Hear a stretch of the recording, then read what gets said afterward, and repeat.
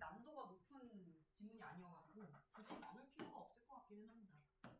자, 그라비티란 그럼 이제 이거에 대한 정의가 나오고 있고, 공공장소에 낙서처럼 그려진 글자나 그림을 말하는데, 그러니까 그라비티는 글자랑 그림 모두를 포함해요. 뭐 글자만 있다 이러면 틀리겠지?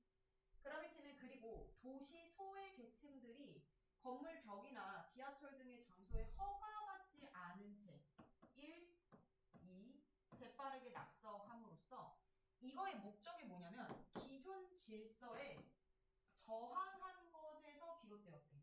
그러니까 기존 질서에 저항하는 거, 기존의 제도에 저항하는 게 이들의 목적, 그리고 예술 소양이겠죠. 이들이 생각하고 있는. 그러니까 도시 소외 계층들이 이렇게 했겠지. 그 도시에, 그러니까 이런 느낌인 거지. 내가 이 도시에 불만이 전혀 없는 고소득자야. 그럼 저항의 뭐 메시지를 하겠어요? 굳이 할 필요 없지. 그래서 얘는 70년대에 유행했는데 주로 자신의 이름이나 별명을 적는 태그로 시작되었다. 근데 이 태그가 영어로는 별명을 그냥 태그라고 하거든요. 자기의 뭔가 또 다른 이름을. 그래서 그냥 이거를 번역하는 와중에서 좀 이렇게 자연스럽게 하신 것 같고, 그래서 이제 태그로 시작을 했는데, 태그를 하는 사람들은 자신의 태그를 돋보이게 하고자 기존에 있던 태그 외에 덧대어 더 크게 태그를 그리기도 하고, 태그 자체를 복잡한 형태와 화려한 색칠을 지닌 그림처럼 변형하기도 했다. 이 과정에서 글자는 이게 중요하지. 읽는 대상에서 보는 대상으로 전환되었다. 아마 이게 내신으로 나온다면 여기에 A라고 한 다음에 다음 중 A의 의미는 무슨 뜻인가? 이렇게 문제를 낼 거예요. 그거 아니면 여기 지문에서 시험 문제 낼 수 있는 게 파란색으로 해버리면 이거 태그를 하는 사람들은 자신의 태그를 돋보이게 하고자 기존에 있던 태그에 덧대었다. 이 부분이랑 읽는 대상에서 보는 대상으로 전환되었다. 아마 태그를 하는 사람들은 자신의 태그를 돋보이게 하고자 기존에 있던 태그에 덧대었다라고 하는 이 부분, 뭐 이런 거를 통해서 이렇게 선지가 활용될 수 있죠.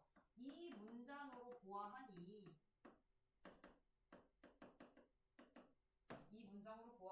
그라피티를 하는 주체자들은 자신의 것이 더 크게 보이고 자신의 정체성을 더 잘 드러내기 위함이었을 것 같아. 뭐 이러면 맞는 말이 되겠죠. 그러니까 다른 사람 거를 다 지우고 자기 거가 더 잘 돋보이게끔 만들었을 거 아니야. 뭐 이런 선지 나올 수 있고, 그 다음에 읽는 대상에서 보는 대상, 읽는 거에서 보는 거의 전환이 궁극적으로 무슨 의미인지를 물어보겠죠. 그래서 뒤에 설명을 나오잖아. 이에 글자가 지닌 올려도 되니? 네, 글자가 지닌 조형적 요소가 강조가 되면서 그라비티는 점차 주목을 받게 되었는데, 하지만 태그가 너무 복잡하고 화려하게 그려지다 보니 대중들은 태그가 어떤 글자인지 알아보기 어려워했다. 그래서 그리는 행위 자체는 여전히 저항적 성격을 지니고 있었지만 예술이 개인의 사유를 구체적으로 담아내야 한다고 생각한 비평가들은 이름이나 별명을 적는 행위에 불과했던 그라비티를 비판적으로 인식했다. 그래서 텅 비어있다라는 평가를 받았대. 자, 이게 무슨 말이냐면 지나치게 태그에만 몰두한 나머지 사유나 철학은 들어가지 않았다는 거야.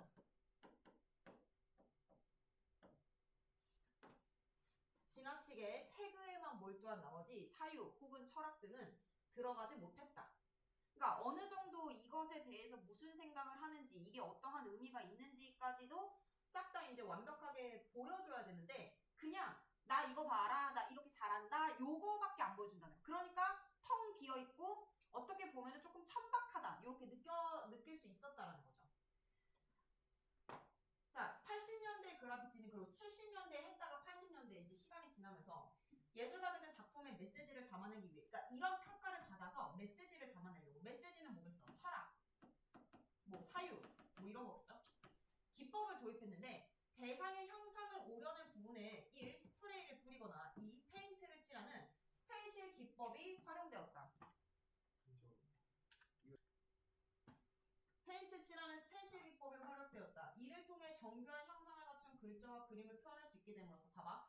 앞에서는 어떤 글자인지 알아보기 어려워했었던 문제점이 있었는데 여기에서는 정교한 형상을 갖춘 글자와 그림을 표현할 수 있게 됨으로써 예술성을 높이면서도 이해하기 쉽게 메시지를 전달할 수 있었다. 그러니까 이거 앞에 부분에서는 70년대고 이거는 80년대니까 10년의 시간이 지나면서 대중들이 조금 더 이해가 잘 되게끔 했다라는 거예요. 그래서 일부 그라피티 예술가들은 그라피티가 그려지는 장소 자체의 특성을 활용하여 장소 자체의 특성을 활용하기 때문에 목소리를 냈는데 그 뒷부분에 나오잖아. 장소 자체의 특성을 활용했다는 거는 그 장소가 아니면 뭔가 의미가 분산된다라는 거를 뜻하죠. 그래서 예를 들어 그들은 분쟁 지역의 평화의 메시지를 낡은 건물의 벽면에 열악한 도시 환경에 대한 풍자의 메시지를 남기기도 했고 이렇게 장소 자체가 작품의 의미를 완성하는 데 결정적 요소로 작용하는 것을 장소 특정성이라고 한다. 이렇게 읽을 수 있겠죠. 이러한 그라피티는 그려진 장소에서 떼어내는 순간 작품을 통해 드러내고자 하는 의미가 사라지거나 퇴색되는 경우가 있는데 그러면 장소 특정성이라고 하는 거는 장소가 주는 역할이 8할 이상이라는 거예요. 장소가 주는 의미가 8할 이상이라는 거지. 그러니까 그 장소가 아니면 의미가 사라지게 된다는 거야. 저항 정신에 기반한 낙서 행위에 불과했던 그라피티는 다양한 방식을 활용함으로써 메시지를 효과적으로 형상화할 수 있게 되었고 이로써 현대사회의 다양한 문제를 조명하는 공공예술 장르로 인정받게 되었다. 이 그라피티의 가장 유명한 사람이 뱅크시라고 하는 사람이거든요. 들어본 적 있어요? 유찬 들어본 적 있어? 오.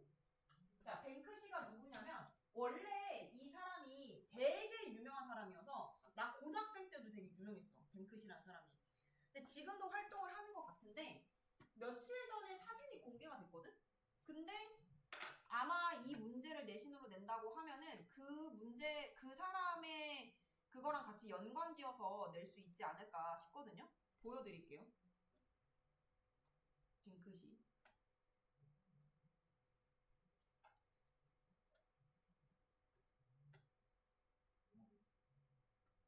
이게 그라비티예요.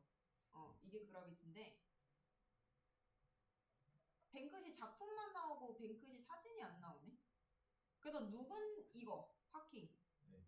이거. 뱅크시라는 사람이 이제 만든 건데 되게 천재적이지. 굉장히 잘합니다. 뱅크시 실물.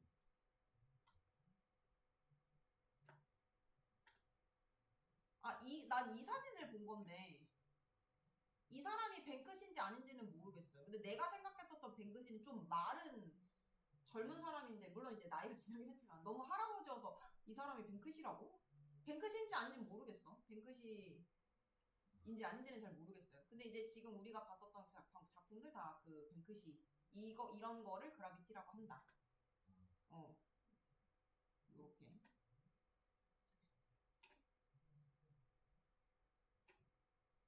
그래서 이제 문제 볼게요. 자, 윗글의 그라비티에 대한 이해의 내용을 적절하지 않은 것. 여러분들이 그 독서 지문이 시험 범위 내신으로 들어가잖아. 그러면 독서는 심플해. 문학은 무궁무진하게 낼 수 있는데 독서는 심플한 게 뭐냐면 OX를 바꾸겠지. 맞는 말을 바꾸던가 단어를 바꾸던가 그 정도 내용밖에 문제 낼 수 있는 게 없거든요. 그래서 이제 그런 식으로 확인을 하시고 이제 지문을 볼게요. 15번. 적절하지 않은 거 5번인데 너무 쉽기는 하죠. 예술 장르로 인정받으면서 창작 주체가 도시의 소외 계층으로 확대된 게 아니라 원래가 도시의 소외 계층이었잖아요. 그리고 여러분 이거는 이렇게 보셔도 돼요. 이게 2번 3모가 그렇게 어렵지 않았는데 전반적으로 이거는 내용 이해 문제는 그 이거가 왔다 갔다 하면서 읽고 그러니까 단순 내용 이해 문제로 풀지 마시고 주제로 푸실 수 있어요. 자, 그라비티가 주제예요. 이게 핵심 소재예요. 그리고 막 그라비티에 대해서 뭐 반대하는 사람들, 그라비티의 뭐 역사 뭐 이런 걸 얘기하기보다는 그냥 정말 라이트하게 그라비티가 이런 거예요. 이런 설명을 한 거잖아.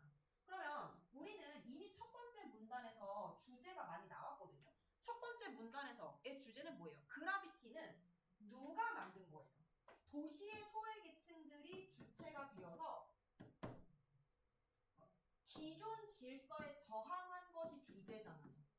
그러니까 이게 그라비티의 목적 아니에요? 그러면 이 앞에 있는 것을 맞는지 안 맞는지 확인을 못한다고 하더라도 실전에서 보시면 창작 주체가 도시의 소외 계층으로 확대된 게 아니라는 걸 알 수가 있는 거지. 이거의 원래 목적이 기존 질서 저항이면 기존의 질서를 저항하는 건 언제나 소외된 약자들이 할 거 아니에요. 강자들은 저항하려고 하지 않는다니까? 강자들은 오히려 시스템을 견고하게 하는 걸 좋아하지. 약자들이 시스템을 무너뜨리고 다시 재분배하려는 걸 좋아할 거 아니야. 그러니까 이거의 전체 주제가 그라비티고 그라비티의 원래 목적이 소외 계층들이 시작을 했으니까 내용 일치 문제라기보다는 주제를 제대로 파악했냐라는 걸 물어보는 문제이기도 해요. 그 다음 16번. 기억과 같이 평가받은 이유로 가장 적절한 것은 기억이 뭡니까? 비가시적일 뿐만 아니라 텅 비었다. 그러니까 뭐예요? 철학과 사유가 없다라는 거죠. 철학도 없고 사유도 없고 단순히 자기 자신 자기만 이제 자기 정체성만 크게 보이려고 하는 자기 과시적인 자기 과시적인 특징만 많이 있다라는 얘기잖아요. 그래서 16번 정답 5번이고 포인트는 그거죠. 개인의 사유가 구체적으로 담겨있지 않는다라는 게 들어가야 돼요. 텅 비어 있으려면. 그 다음 17번. 자, 이 사진은 공공장소인 어느 주차장 벽에 그려진 그라비티 작품을 찍은 건데요. 해당 장소가 주차장임을 알리던 파킹의 ing 부분을 작가가 덧칠해서 공원이라는 이름의 파크로 바꿨습니다. 스텐실 기법을 활용하여 어린 소녀의 모습을 글자 A 아래 정벽에 그렸어요. 이거는 도시 공간의 아이들이 안전하게 뛰어놀 공간이 부족하다는 점을 직관적으로 알 수 있도록 표현하고 있습니다. 그러니까 결국에 이런 거는 언제나 다 교과서적인 주제, 평화, 사랑, 믿음, 소망 이런 것들이 주제일 거 아니에요. 그러니까 약자인 애기들이 놀 공간이 부족하다라는 게 주제의식으로 들어가겠죠. 정답이 1번인데 뭐가 틀렸을까요? ing 부분을 페인트로 덧칠하여 글자의 형태를 단순화함으로써 글자가 지닌 조형적 요소를 강조하였다. 뭐 틀려요? 그렇죠. 조형적